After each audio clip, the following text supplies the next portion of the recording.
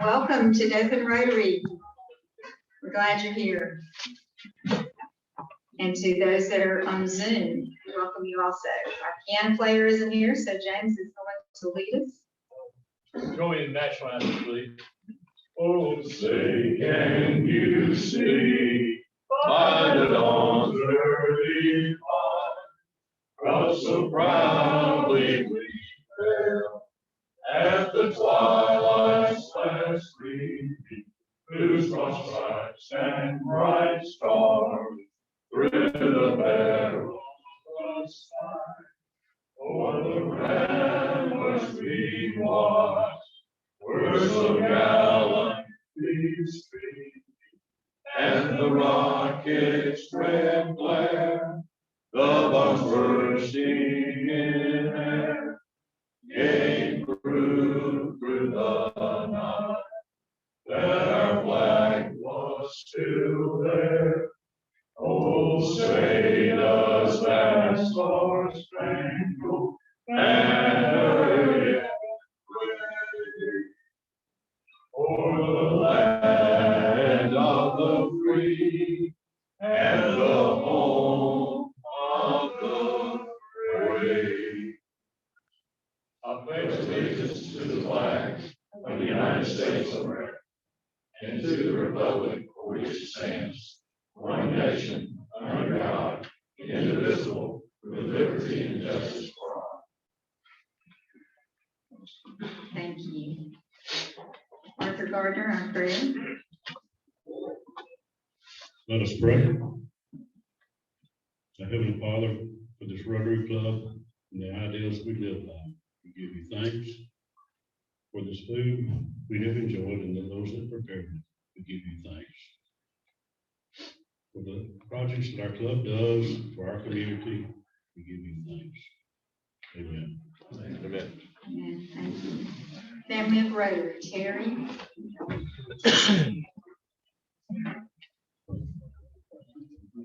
Thank you very much, President Sheila. Hope everybody's having a good day today. Have so many people think it's a holiday, but you know, down south, we know it's another work day. At least most of us do anyway. Before I do Family of Rotary, I know several people have asked me today, and many of y'all know, and I sincerely, on behalf of Archie Solomon and his family, want to thank you all for all the prayers that y'all have been sending up for the big Archie. It's really, I guess, a prime example, especially on a day when we're having the speaker that we're having to think about health. But Thursdays a week ago, not this past Thursday a week ago, I was with Archie, as I usually am on Tuesdays and Thursdays, and we had a pretty intensive yoga session, 6 a.m. in the morning. And just to be very candid with you, he kicked my butt pretty good, which usually happens but you know, everything seemed fine. And only that Thursday night, he starts getting real sick, and he thinks he's maybe getting COVID again, and couldn't breathe real good. So he did the smart thing. He went to see Dr. Doug Jackson the very next morning, first thing, and had a O2 level baby in the hospital immediately, and fluid on his lungs, but everything's gonna be fine, only to find out, no, it's really hard.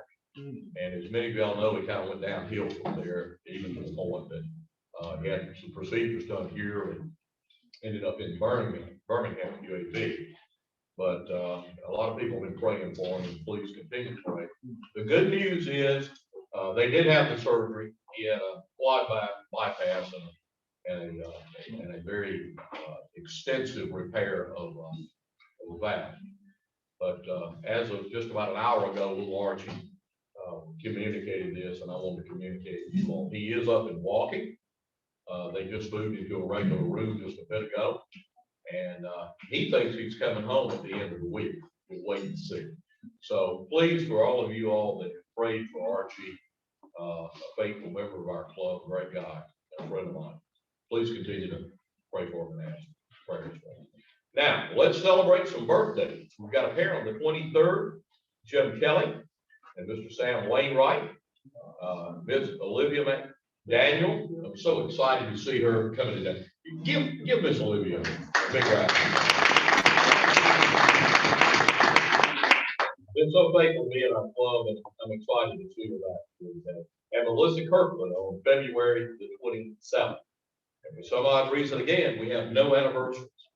Hope you all have a great week. Thank you. Thank you, Jerry. Mary Beth is going to introduce our guests.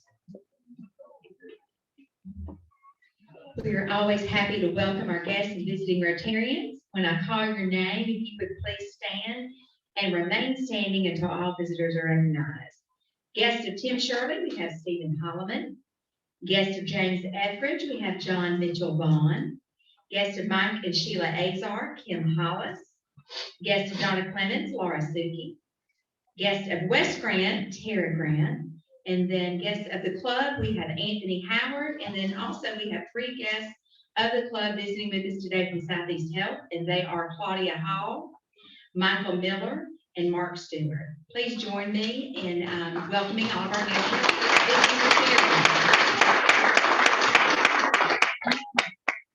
Thank you, Mary Beth. We also have Aaron Dixon with us from WDHN. We're glad to have you here, Aaron. Stan, let's do our Camp Basco drawing. All right, y'all big spenders. Y'all put 51 tickets worth in today, so how many you bought? That's the chance. So what's our total? Do you have that? $2,814. Points. Points. We don't want to get in trouble with the Attorney General's office. All right, ticket number 7201. 7201. All right, sure. 7201. Yes. At least it wasn't Jason again. Didn't make it 3 times in a row.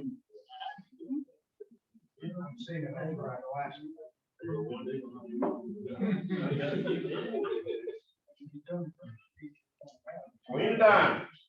Oh, it lives on. Hey, Troy. Yeah. It's not split. All right. You gotta get 70. Next week will be a good week to buy tickets.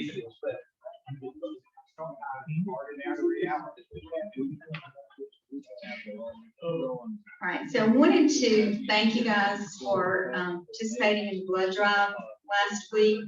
I had some pictures. I'll try to be sure I get those up hopefully next week. But they had anticipated, I think, 14, and they collected 15. So you guys exceeded their expectations. Thank you. As usual, you exceed expectations. Bruce, you want to go ahead and make your announcement?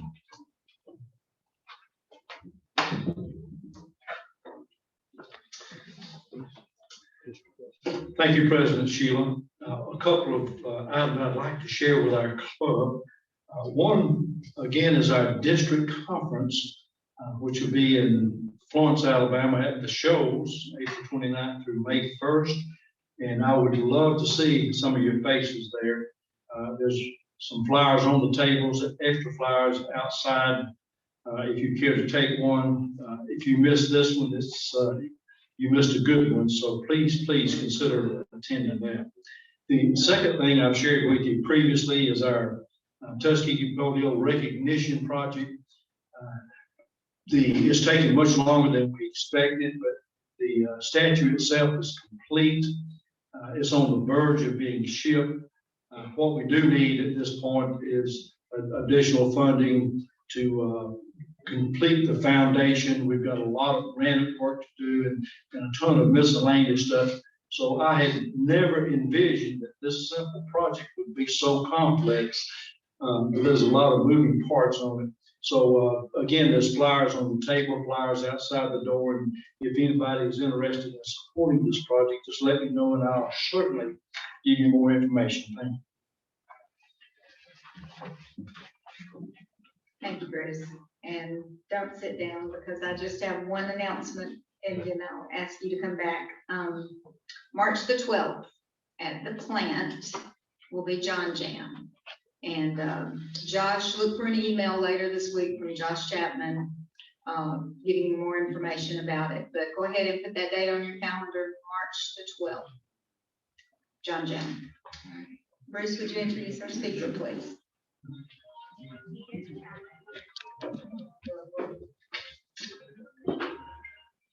Bob, I know a little something about healthcare, not as much as some people in this room, but 29 years at Southeast Medical Center, i.e. Southeast Health, 20 years with fire service prior to that. So I've been in and out of healthcare for some time. And when I left, Rick, I left 3 individuals there.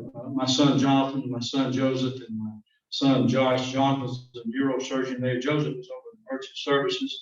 And Josh actually runs the hospital. Okay, trust me, working out of the volunteer department. So I still stay attuned to what's happening in healthcare because of those connections there. Our speaker today is a pretty busy guy. In fact, for 29 years, I said that healthcare has got to be the most complicated and complex industry in the world. And since I've been retired, I've lost track 5 or 6, 7 years. I still believe that. The speaker today, he has to deal and keep 2,700, that's 2,700, Bob, employees happy and satisfied. Our speaker has to keep 350 physicians happy and satisfied. He has to keep thousands and thousands and thousands of inpatients and outpatients and emergency department patients happy and satisfied. He even has to keep politicians happy and satisfied. So it's pretty challenging there. And after all that, he has to deal with more regulatory agencies than he ever should have to. But OSHA and EPA and CMS and NRC and all the state health agencies, radiation safety and life safety and ADM, and the list just goes on and on. There's no end to it. He has to deal with almost every other federal law that was ever in existence, everything from ADA to HIPAA. And Paul, not making light of politicians, but anytime a politician makes a law, society turns it into an industry. Have you noticed that? So it's a challenge that. And then he has to deal with tons of insurance companies. And these guys try to figure out a way to pay him the least amount possible. And his charge is get as much money out of them as possible. All to make money, to maintain 1 million+ square foot facility, to keep the latest technology, keep the salaries of the employees where they need to be. And then everybody wants a feast of the fire. He's got to go out there, Claudia, and compete for market share for sure. And then when all's said and done, he has to be prepared for everything under the sun, internal, external disasters, radiation disasters and weather events and pandemics and infant abductions and hospital lockdowns on a regular basis, and that ugly word called diversion he has to deal with. And then he has to deal with staffing crisis. And it's a tough, especially at this day and time. Then he has to deal with things like quality indicators and patient safety. And if he doesn't keep that score up, he doesn't get all the money he deserves. So there's a lot of tough decisions in this guy's world. And I don't know how he does it all. When we look at the presidents, we look at when they started being president of the United States, and then 4 or 8 years later, they're pretty haggard. They're pretty haggard in 4 to 8 years. Rick is holding up well, I promise. And then when he's not taking care of all the things I've just mentioned, guess what? He's president of Alabama College of Osteopathic Medicine. Rick Sutton.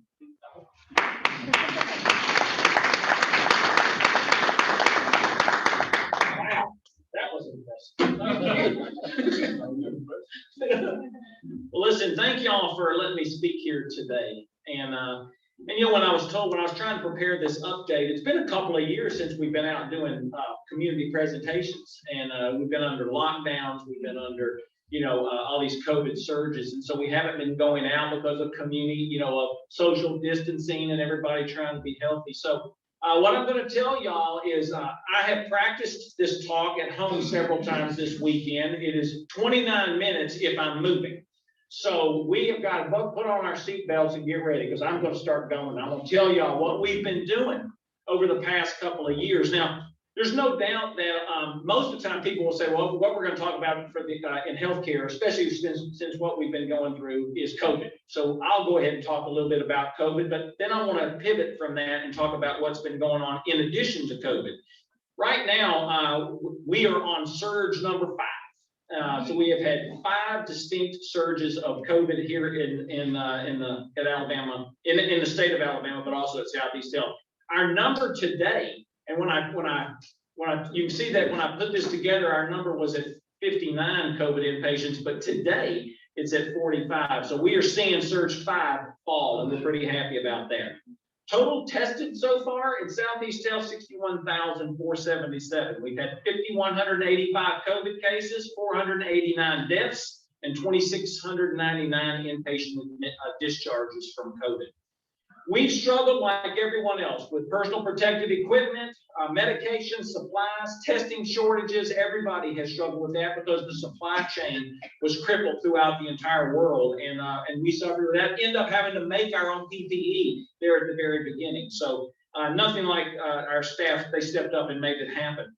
We struggle with staff shortages. Everyone in the country is struggling with staff shortages, with constant turnover in these travel assignments that are really started with nursing, but have spread to respiratory therapy, medical technologists, surgical techs, you name it. People are traveling now because there is more money to be made on short-term assignments at other locations that are experiencing surges.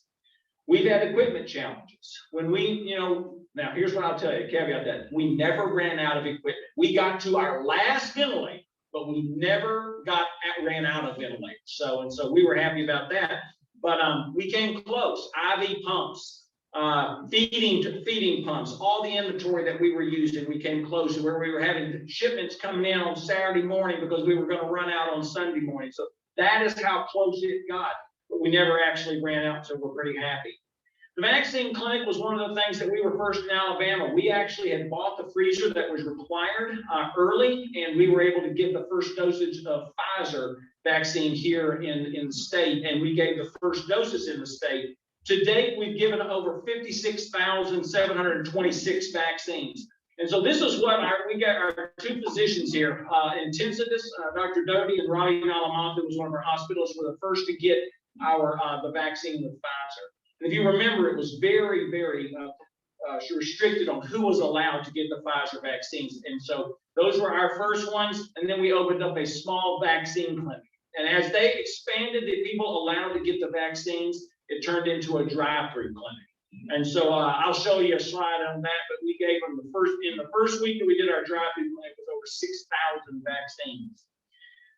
To date, the vaccine clinic is still open, giving vaccines and taking appointments, but demand is obviously decreased. We have received CARES funding, and I'll talk a little bit about that. We've received a little over $50 million through all of the different tranches of money that came out from the federal and state governments. So we're certainly appreciative of that. So when we look at the vaccine clinics, many of y'all may have gone through it, but it really ran as a well-oiled machine. I'm very proud of that. So there was our first week there, 6,073 vaccines, and that was a lot of the volunteers. We had Wallace students, ACOM students, we had nurses, we had people that were volunteering their time, and that's the only way we were able to make that vaccine clinic run as well as it did. We had a ton of community support. And so we had churches come in and doing prayer vigils for us. We had drive-bys. We had people bringing food. I mean, we had people providing lunches to the medical community, and we were certainly appreciative of that and felt the support from the community. Here was the food bank there. We had the military assistance that did show up. We requested early when we went and declared a national or a code ABLE, which is an internal disaster. And then we requested military assistance. And we did receive Air Force personnel from August 22nd till October 28th of last year. And so that really helped us through the staffing crunch that we were experiencing. One of the things that I will tell you, though, is that staff has been pushed and stretched to their limits.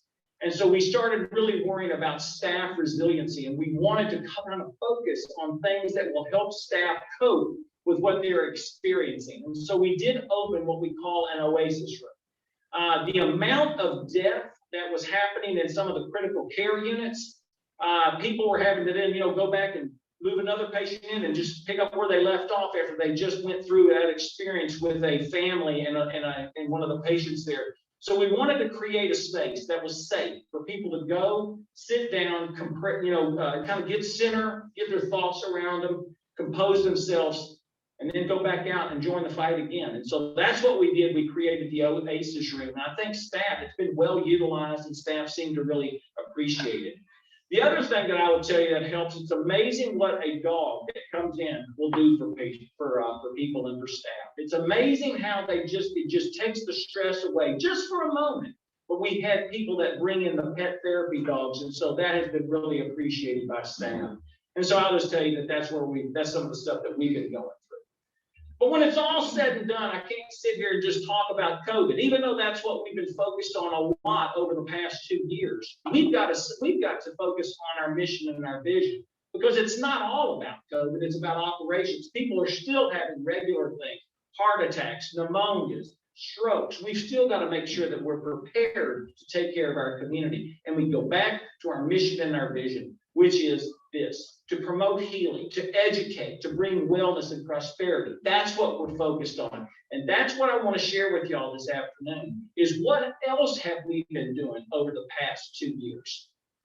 Way that we have identified to meet our vision, our mission, and our vision, and to execute our strategies is to stay focused on our 5 priorities and our 6 ground rules. Let's make it simple. Let's stay focused and let's continue to drive outcomes. Here are our 5 priorities. You can read them there. And then our ground rules are the behaviors that build our culture. And it's amazing. As simple as these are, this has helped us stay focused and keep us on true north, on where we're going as an organization in order to care for the community. And so that's what we have focused on. One of the processes that we use in our strategic planning is this. And I want to make sure that y'all see this, because I want to talk about some of the developments that came out of this process, and it goes on every single year. We have our physician retreat. We want to get the physicians' input on where we're going. We want to have the board retreat. We want to get the board's input based on what the physicians are wanting to do. We want to get the board's input as well.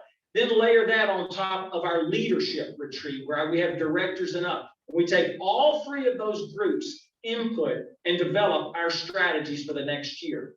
And what I'm going to show y'all as we go through are just examples of some of the strategies that we have. I have a whole bunch of them in employee engagement. I'm only going to share one. I have a whole bunch of them in patient satisfaction. I'll just give y'all some examples. But you'll see the structure and the process that we continue to use, all while dealing with COVID, working in a COVID environment. So that's kind of the process that we use, because our goal is to be a top 100 hospital. We want to deliver a top decile performance in the U.S., okay? Because we're not looking to say, well, we want to be the best hospital in Dothan or the best hospital in the Wiregrass. There's not that many hospitals, right? We want to be one of the best hospitals in the country. And so that's how we have set our sights on being the top 100. When we talk about employee engagement, which is our first slide, this is what the strategy slides look like. And like I said, there's a whole bunch of them. This will be just one of them that I talk about. But staffing is a challenge. Staffing is a challenge for everybody, whether it's contract nursing, whether it's high staff turnover to take travel assignments, or based on some of the benefits that were given for people not to work, we have problems staffing. Here, we put premium pay practices in place. It's amazing how much advice I got about solving staffing shortages. And that is, Rick, go hire more nurses. Yeah, I know, that's what I'm trying to do. We're trying to hire more nurses. And we put premium pay practices in place in order to retain them here. And yet, they still were able to get more money than that in other parts of the country. And that's what they did. We've made market adjustments. We've made market adjustments of over $5 million on our staff to make sure that we were staying competitive in this marketplace when it comes to salaries. And entry-level positions are extremely difficult to fill. As you see, other places, restaurants, fast food places, they'll shut down for certain days because entry-level positions are hard to fill, and they're hard to fill for us as well.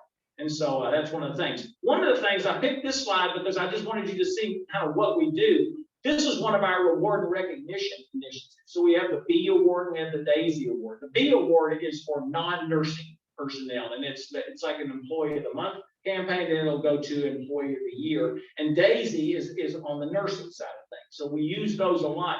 It's amazing what it does for people when you recognize them, and they'll always say, well, I was just doing my job, but they have made a difference in someone's life. And so that's what we like to see. And so we try to reward and recognize those people. And then of course they get, a banner for their unit, and they get goodies for their unit for that day. And so it's really well received. When we talk about patient satisfaction, I'll tell you, patient satisfaction has been tough. Part of it is when you start limiting visitation to the hospitals, right? Families want to be in there with their loved one, and I understand that. But what we have decided to do and what we've done is we created a visitation policy that kind of coincides with the transmission level of the county. So when the transmission rate of the county is high, our visitation is as restricted as it's going to be. When it has the decrease, as the community transmission rate decreases, our visitation policy relaxes. And so that's what we've been able to do as these surges kind of come and go. But it's not popular, and I understand it's not popular, and that does affect patients' perception of care, unfortunately. We do continue to enforce mask wearing. A lot of times people say, well, I'm not wearing masks at Home Depot and Publix, and I get all that. But I'm trying to keep not only people from getting sick in the hospital, but I'm trying to keep the staff engaged and well and healthy, because I'm already stretched thin with staffing, and I cannot afford for people to go out, staff to go out sick, because they didn't know a patient was coming in that had COVID. Remember, a lot of COVID patients that we find are incidental findings. It isn't until they come into the hospital and we test them that we find out they're COVID. And so a lot of times you could be exposing staff members to that. So we have enforced mask wearing in order to keep everybody healthy. We are working on hardwiring. When I talk about hardwiring when it comes to patient satisfaction, that is about doing certain things over and over again. And you'll hear me talk about limiting variation things, but we talk about hourly rounding. We talk about whiteboards, how we communicate to patients, how we communicate to family. We have continued to focus on our hardwiring basics, and it has paid off. Now, when I tell y'all that we've had a tough time with patient satisfaction, it's tough in the sense that it's not meeting our standards. We are still well above the national norm, and we are in the bonus phase of our patient satisfaction value-based purchasing agreements. So we're actually doing pretty well when you come across the entire country, but we set our standards pretty high and our targets high, and we're having troubles hitting those. The other thing I would just point out on a patient satisfaction strategy map is that we are looking, as we've implemented Epic, which is an electronic medical record. One of the apps that goes with Epic is MyChart. MyChart is probably the most user-friendly app you can have when it comes to an electronic health record. And what we know is that patients that enroll and download MyChart and then begin to use it have first of all, they're more compliant. They get their results. You can pay your bills. You can make your appointments with the physicians all on the MyChart app. And so what we do know is that engaging with patients via a MyChart account has made a tremendous difference in how patients react and how they do in their healthcare. Our journey to be a top 100 hospital is really about becoming reliable. You become reliable by decreasing variation. If you want to be highly reliable, you have to decrease variation. And so that's one of the things that we are doing when it comes to MyChart. We have our leapfrog is one of the things that we look at. Everybody looks at it. It's very publicized. There's a whole bunch of rating things out there that look at hospitals. We looked at leapfrog. We got a B this grading period. Our overall quality indicators continue to go up exactly how we wanted to see, and it's due to creating standardized pathways of care. There's not 10 best ways to treat pneumonia. There's probably 1 or 2. And the question is this. If there's evidence out there that says this is the best way to treat this certain disease, my question is, then why are we not treating it that way? And so the physicians have embraced that philosophy. We have put those into Epic so that it makes it easy for everybody to do the right thing and hard for everybody to do the wrong thing. So we use the electronic health record to help guide the way that we treat certain disease types. And lastly, I will tell you is that we have worked with IBM Watson to actually help accelerate the rate of improvement in our quality indicators. Now, this right here just kind of gives you an idea of some of the quality slides, and I won't go through each one of them, but you can see that this one happens to cover the Accountable Care Organization, and that's population health. That's the other thing that the country is going toward is value-based care. So population health management or accountable care organizations. That part of our company is called Cafeteria, and that slide right there focuses on that. The other thing I'll tell you, this is about what part of our gala is going to be about this next weekend, is Press the Chest. This has to do with out-of-hospital cardiac arrest. And we know that there is a significant difference on the outcomes of people if you have an out-of-hospital cardiac arrest and do not get CPR until you get to the hospital, opposed to those people who have an out-of-hospital cardiac arrest and have CPR done, even if it's only hands-only CPR. And so that's what we're really looking to do, is we want to expand the number of people in Dothan that have been trained on hands-only CPR. In addition, we want to also start pre-positioning AEDs that are out there throughout our community in order to help people who have an out-of-hospital cardiac arrest in our community. It's all about trying to take care of the community. That's something that we're working on. When we talk about our physicians, we're continuously recruiting physicians. Right now, I'm recruiting about 12 different specialties. Physicians are aligned with our hospital, and you'll find that there's a high degree of camaraderie among our medical staff. And they not only work with quality initiatives, but they also police their own on any behavioral issues that happen. A very, very highly engaged medical staff. The physicians are the one leading the decrease in variation initiative that I talked about. See, and as an administrator, I can't tell physicians how to practice medicine, but physicians can tell physicians how we're going to practice medicine. And so we have our physicians leading the decrease in variation initiative, and it is working extremely well. Physicians were involved in every COVID decision that we made. When we had our daily calls, when we had our weekly calls talking about COVID, whatever the issue was around COVID, we had physicians at the table from ED to inpatient to surgery to intensive care. We had physicians at the table to help us make these decisions, because some of these decisions are not that popular, right? Because you're going to start adding additional ICUs in places that are not an ICU, and we've got to have physician input when we start doing that. One thing I will tell you that I do get asked a lot is, well, how many physicians, how many medical staff do you actually have on active staff? 314 as of Friday. How many of them do you employ? Employ 145 of them. So just under half are employed physicians that are on our medical staff.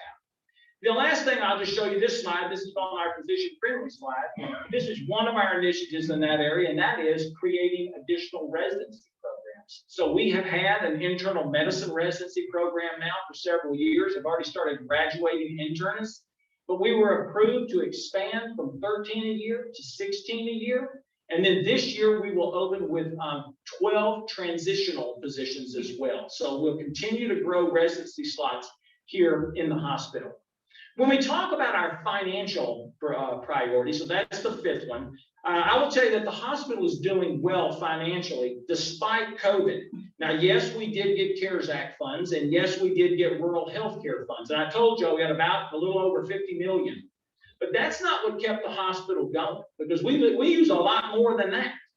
What kept the hospital going was focusing on operational basics, throughput, anticipating the needs of patients, expense control, revenue cycle, turnover, length of stay. All of those operational things are what's kept the hospital going financially. And so we're trying to continue to focus on that. Now, when we look at this one right here, this one is our rev cycle. This is my example. I just picked different slides, but this is my example of the financial initiative that we have. And this is rev cycle. He talked about the insurance company. The insurance companies want to tell me no all the time, and what we believe is we should get every dollar that's due to the hospital. And so we try to get what's rightfully ours, and that's called rev cycle. And so we have a number of initiatives in that. But listen, in order to be on the cutting edge of technology, you've got to be financially strong. You know, we have made a commitment to remain on the cutting edge of technology, not bleeding edge, but cutting edge of technology. And in order to do that, we have got to be profitable, because everything that we buy at that hospital, we pay for it. And so we've got to be able to make that money, that profit, so that we can put it back into the organization. This just gives you a snapshot of our 5-year planning cycle. And so you can see that those are our major capital projects. And in 21, we reinvested $32 million back into the organization in major capital.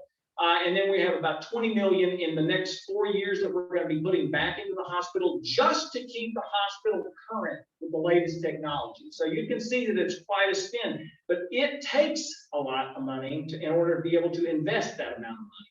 And so that's just gives you an idea of the spend rate that we're looking at putting new capital into the organization. One of the things that you've heard of recently is our joint venture with the gastroenterologist. And so that's their new surgery center, or their endo lab, and their office. And so that's us working together, and we've done a joint venture with them. Very happy about that. Another capital spend that we have done. Everybody loves Starbucks. So we did do a Starbucks. Actually, when we did our cycles, especially with the leaders, the #1 vote getter was Starbucks, just so y'all know. So very, very well received. I think people really enjoy it. There's our team. There's the drinks that we give. So everyone loved Starbucks. Now, the other thing I wanted to show, and I have Starbucks up there just so people know where we're at in the hospital. This is on the first floor when you come in the main entrance, which used to be HR and a volunteer desk right there. But Starbucks is right there on the left.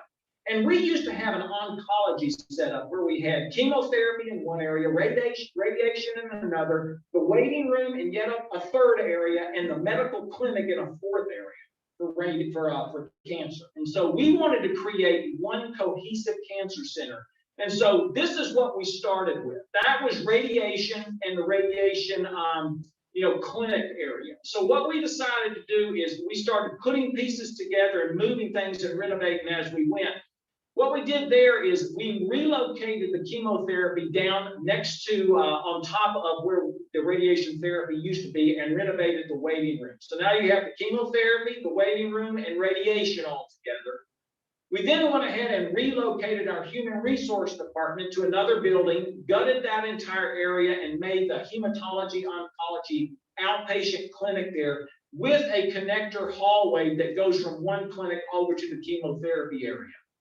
Under construction right now is a third vault, and so that's a third linear accelerator that we're building. If you go down Main Street, you'll actually see the construction happening right now.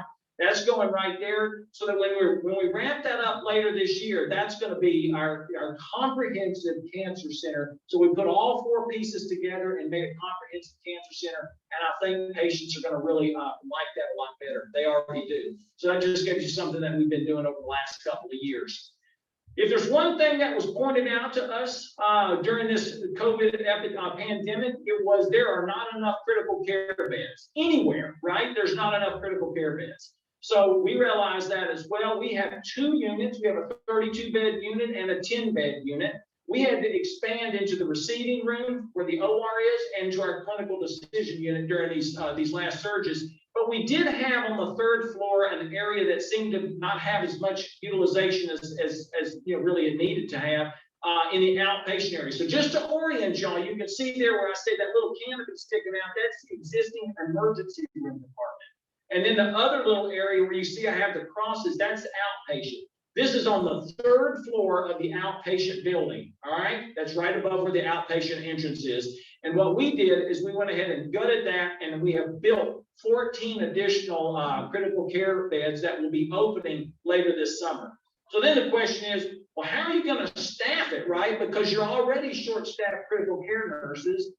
We've also created what we call a critical care nurse residency program. So we have nurses that want to work in critical care. They don't have the training. We enroll them into a 6-month critical care residency program, and we train them to become critical care nurses. We believe that's going to answer our staffing challenges for this new CCU expansion. So that's where we're going with that.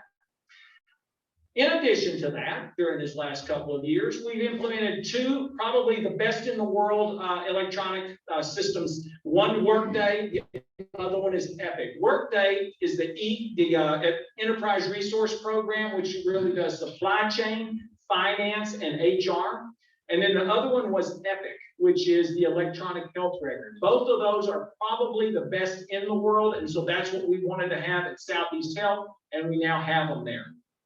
When you implement that many things, let's go live. I'm just going to show you the command center. That's at like 2 in the morning, and that's about 20 pounds lighter when I was there too, standing there by the thing. But so that's Epic. Our go live on, actually today's our birthday, isn't it? 1 year ago today we implemented this. So this is at 2 in the morning. Our Epic go live. That's our command center, just to kind of give y'all an idea of how big the go live was. But that was our command center with Epic, and we worked thousands of work orders a day, because as you pull the trigger on something that big, you don't realize all the little hiccups you're going to have. So we had to work those, and that's what the command center did. When you implement something with that many electronic programs in a system that has that many people that are going to be using it, you've got to train them. And we did not have training space for that many people. So we created an IT training facility, and it's called the Parks. And so when you go in to the area now, you'll see that that's the main entrance where it says Parks, and then you can see that there's a waterfall when you go up and down the stairs. But each room is named after one of our national parks. So we have Redwood, Everglades, Yosemite, Arches. There's a Denali there. So we have all of these training rooms, and that is how we're able to continually train based on any updates that come out. We have to retrain people to make sure that they're current on how the systems work. So we have that over at the hospital for our staff. We also renovated a cafeteria. The cafeteria was old. A lot of it was original from the original building. And so we gutted it down all the way to the pipes, dug the mud out, down to the mud, pulled out the pipes, repiped it, did all our electrical and mechanical down there. And we opened up Southeast is the name of it. And so that gives you an idea of what we've had. Now, I don't know if any of y'all have been there, because we've had the hospital closed and people couldn't come. But this is what you're going to see when you get there. This is the new cafeteria downstairs in the basement. That kind of gives you an idea of the different options that we have. It rotates from different areas, chef's choice. We have a pizza oven. We have different salads. We have all kinds of stuff down there. A lot of variety. Staff are loving it. And so it's very nice, it's crisp, it's clean, and people are now starting to gather down in the cafeteria and eat together, which is something we weren't doing for the last couple of years. And you can just see we have, like on the chef day, he's out there doing it out in the middle where people can watch. That just gives you an idea of what we've done with our cafeteria and our kitchen. The next to last thing I'll talk about is branding. And so when I started a couple of years ago, when we ended this, before the pandemic, we had just rolled out branding. And so we started initially with the medical center and the medical group.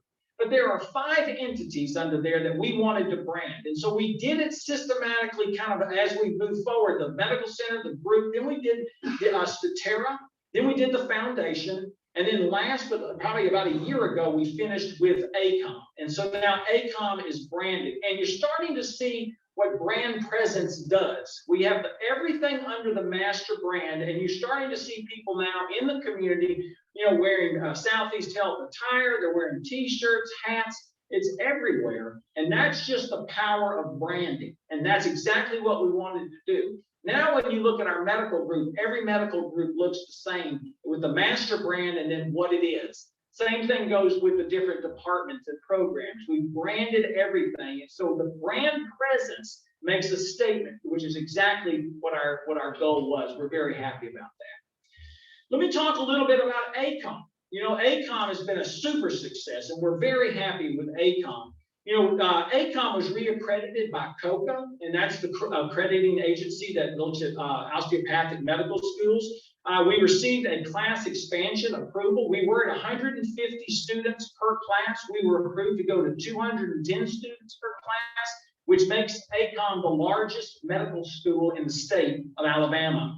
Our board pass rates continue to improve, as well as the MCAT and the GPA of applicants applying to ACOM have gone up continuously every year. This past year, our match rate was at 100%, which is unheard of. And so we're extremely proud of the students that have done that and have graduated from ACOM and gone on to get a residency. One area that we really believe makes a difference, and this again is one of those strategy slides, is simulation.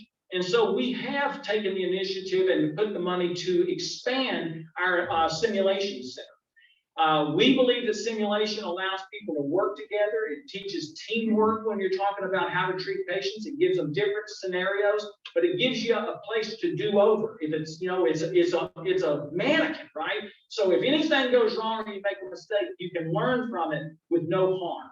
And so simulation is something that we really believe in. I'll tell you, this group right here is the group that won the International Simlympics, right here from ACOM. But here, that's impressive, but we've done that twice. We've had 2 international Simlympic champions come out of ACOM, 2 teams. We've had 3 national Simlympic champions come out of ACOM. So ACOM is doing phenomenally well, and we're very proud of our group, of our students. So let's just sum it up here. 20 and 21 were tough years. They were tough years for everybody. I think everybody would agree that 20 and 21 were tough. They were tough for the healthcare community as well. But we're going to continue to move forward operationally. That's what we're supposed to do. I will tell y'all the community support for Southeast Health remains high, and we appreciate it. We have felt it, and we want to say thank you for that. Southeast Health has been viewed as a healthcare leader in the areas of trauma, stroke, cardiac, med-surg, intensive care, and many other highly specialized procedures. We're now working with for a center of excellence with digestive health in the GI arena, so we're working closely with them, and we want to continue to do that. Branding is working, and we're going to continue to brand. We're going to continue our overall brand strategy because it's effective, and we believe that it is noticed within the area. Our marketing and communication, it's strong. It's probably just, it's strong and robust anywhere in this area. We were called on numerous times to provide information to the community during this last 2 years about COVID, and so we're going to continue to work in that space. And once the hospital opens up, I want y'all to come over and take a look at all this. I gave y'all some pictures, but there's a lot more that y'all will be able to see. Be able to go down and eat in our cafeteria, or go to Starbucks and get a cup of coffee and see the people and see what's gone on at Southeast Health over these last couple of years. I think you'll be proud of it. I think you'll like what you see. So with that, I told y'all you had to buckle up because I was going to be moving, right? With that, I'll take any questions that y'all have or any comments that you might have for me. I bet it was at 29 minutes, was it? Rick, there's a medical subdivision behind Winn-Dixie. What's the status on that? So that's our medical park east. So we've opened that up, and so we've already had some. That's where the GI center is right now. But we want to create a medical community over there. We want to have people that are interested in creating that complex over there, to grow there, to have a bigger outpatient presence there, a clinic presence there. If there are other procedural areas that want to locate in that area, that's what we're doing for you. Just want to have it set up for that. Yes, sir. Is ACOM self-supporting now? ACOM does great. We make enough to cover our needs. So yes, it does. It is self-supporting. It does well.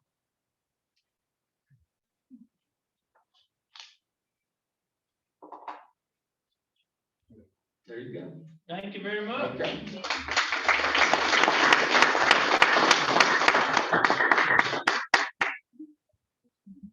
So thank you, Bruce, for bringing Rick to us. Rick, that was a lot of information, a lot of good information. Thank you for being here. Thank you for that update. Healthcare is important to all of us. All right, so next week, Dennis Coe is going to have the Dothan High football coach here. And so we'll get to hear from him. So thank you for being here. Thank you, guests, for being here. Hope you'll join us again. And let's stand and do our four-way test. Of the things that we think, say, or do, is it truth? Is it fair to all concerned? Will it build goodwill and better friendships? Will it be beneficial to all concerned?